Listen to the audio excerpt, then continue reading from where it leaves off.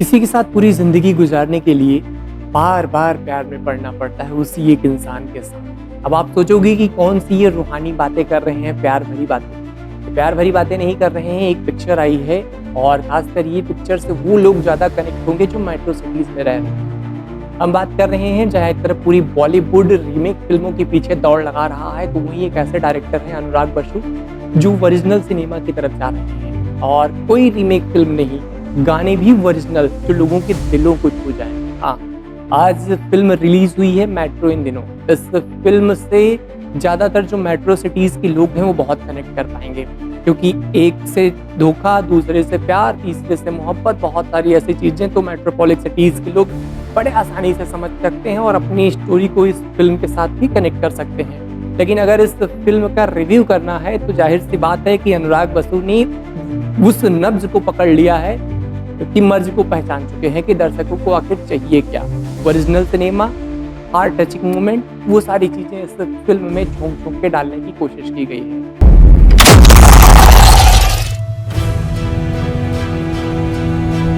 तो क्या आपने कभी सोचा है कि मेट्रो सिटीज़ की भीड़ भाड़ में जो लोग रहते हैं उनके मुस्कुराते चेहरों के पीछे बहुत ऐसे राज होते हैं जो सिर्फ राज ही रह जाते हैं, और अगर इन राज को कोई डायरेक्टर पकड़ ले और उन्हें फिल्मी जामा पहनाने की कोशिश करे तो बहुत अच्छी फिल्में बनती हैं। अनुराग बसु ने कुछ ऐसा ही किया है। 4 किरदार हैं इस फिल्म में और चारों की अपनी अलग अलग कहानी है, जो कि मेट्रोपॉलिस सिटीज़ में रहते हैं और एक दूसरे से सब कनेक्टेड हैं। और इस कहानी में अगर हम सभी किरदारों की कहानी को एक एक करके जाने तो सबसे पहले पंकज त्रिपाठी।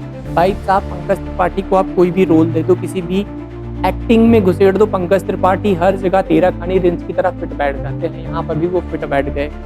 तो उनकी कहानी कुछ ऐसी है कि एक मिडिल क्लास शादी हुई है और शादी सिर्फ नाम की है, जो पंकज त्रिपाठी एक अलग डेटिंग ऐप से किसी दूसरे पार्टनर की तलाश में है और उनकी मिसेस को शक होता है और वो भी किसी दूसरे पार्टनर की तलाश में उसी डेटिंग ऐप पे पहुंच जाती है और उनको यहाँ एक मगरमच्छ मिल भी जाता है। हालांकि इस स्टोरी में बहुत क्लाइमैक्स है, बहुत हार्ट टचिंग मूवमेंट है। उसके साथ साथ अगर कोई लवर जोड़ी इस फिल्म को देखनी चाहती है तो जाहिर सी बात है कि थिएटर में घुसने से पहले तो सब कुछ ठीक ठाक होगा, लेकिन थिएटर से निकलने के बाद क्या सब कुछ ठीक ठाक होगा, ये तो उनके अंतरात्मा से ही पूछना। और इस फिल्म के जो मेन लीड में है सारा अली खान और आदित्य राय कपूर, इन दोनों की भी जोड़ी बहुत जबरदस्त है। 2 युवा जिंदगियां जो अलग अलग रिश्तों को इस फिल्म में तराशने की कोशिश कर रही हैं। कोशिश ये भी कर रही हैं कि इस फिल्म को कितना मज़ेदार बनाया जाए, कितना अनप्रेडिक्टेबल बनाया जाए, ताकि सिनेमा को सिनेमा की तरीके से ही दिखाया जाए। तो खासकर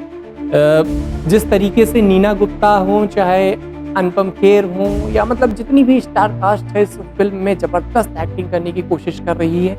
और कहानी सिर्फ और सिर्फ इतनी ही है कि पहले मोहब्बत, उसके बाद फिर कुछ अनबन, फिर मोहब्बत, कुछ कहानियाँ अधूरी रह जाती हैं तो कुछ कहानियाँ पूरी होती हैं।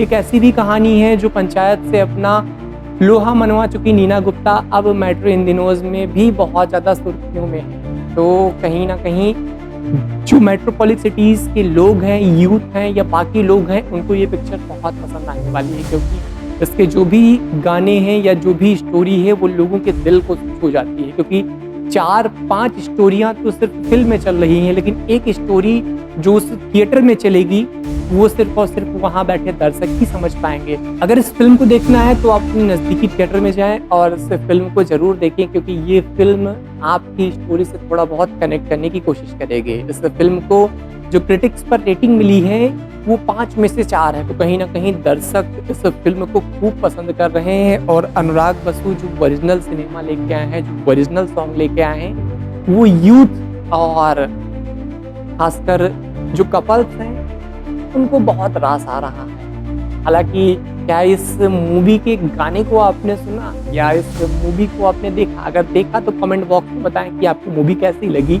और गाना अगर सुना तो गाने का भी रिव्यू या गाने का भी जो भी ओपिनियन है वो आप कमेंट बॉक्स में बताएं कि गाना आपको कैसा लगा। फिलहाल इस वीडियो में इतना ही। अगर हमको कुछ ओपिनियन देना है तो आप कमेंट बॉक्स में बता सकते हैं। फिलहाल मैं आपको इंस्टाग्राम पर भी मिल जाऊंगा, वहाँ पर भी आप मुझे फॉलो कर सकते हैं और कोई भी शिकायत, सुझाव, सलाह कुछ भी दे सकते हैं। कमेंट बॉक्स और इंस्टाग्राम दोनों खुला है आप लोगों के लिए। फिलहाल टाटा बाय बाय, मिलते हैं आपको अगले मूवी के रिव्यू में।